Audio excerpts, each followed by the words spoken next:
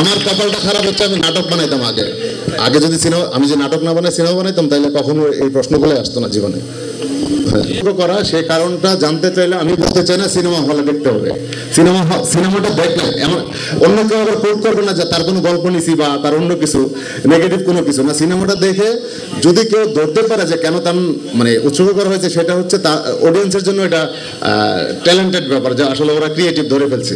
আর না ধরতে গেলে আমি কখনোই বলবো না কেন উৎসর্গ করছি। আমরা তো তাকে শুধুমাত্র গানের চিত্রায়ন দেখতে পেলাম, মানে এটাই তো কাজ। ধর আমি সিনেমা যে ট্রেলারটা দেখাইছি সিনেমাতে সেটা নাই, সিনেমা আরেকটা গল্প। সো এটাই তো আমার কাজ। এটা অনেকের প্রশ্ন আসলে, যেহেতু ট্রেলার তো সিনেমা হলে আমি বলতে চাই না, বলে বণিক রয়েছে, দর্শনা বণিক রয়েছে সিনেমায়, একটু আগে দেখা গেছে কিন্তু আমরা তো তাকে গানে দেখতে পেলাম। দেখা গেছে না, জাস্ট গানে দেখতে পেলাম। সিনেমার পার্ট তো গান, আমি বলতে চাই না, এটাই আমার টেকনিক ভাই। আমি সিনেমা সে গানে থাকুক বা সিনেমার একটা সিকোয়েন্সে থাকুক, এটা সিনেমা হলে দেখুক সবাই।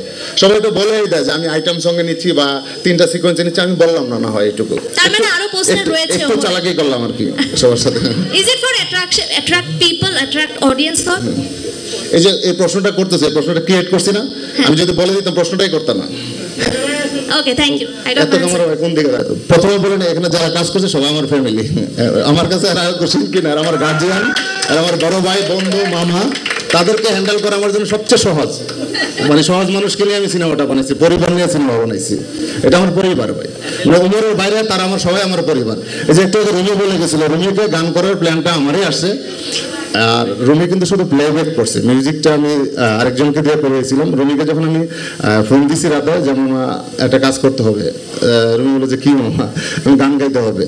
তো রুমি এক কথাই বলছে, আপনাকে কখনো না করতে পারি না। রুমির মা আমাকে খুব পছন্দ করে, যে আমার ভাই যেহেতু বলছে তুই না করিস না। ও প্রথমে ওকে একটা রাফ একটা মিউজিক পাঠাইছিলাম, ওটার উপরে ও মিউজিক করতে করতে এই গানটা আসলে রুমিরও ক্রেডিট আছে, ও গাইতে গাইতে গানটাকে চেঞ্জ করে এই জায়গায় নিয়ে আসছে। আর তখন মিউজিক ডিরেক্টর এতই প্লিজড যে ওকে দিয়ে গাওয়াবো গানটা। আমার রিলিজ হচ্ছে, সো শরীফুলরা যেহেতু আমার সিনেমার মেইন প্রোটাগনিস্ট, ওর 2টা সিনেমা আমার সিনেমা, এটা আমি সবাইকে বলতে চাই।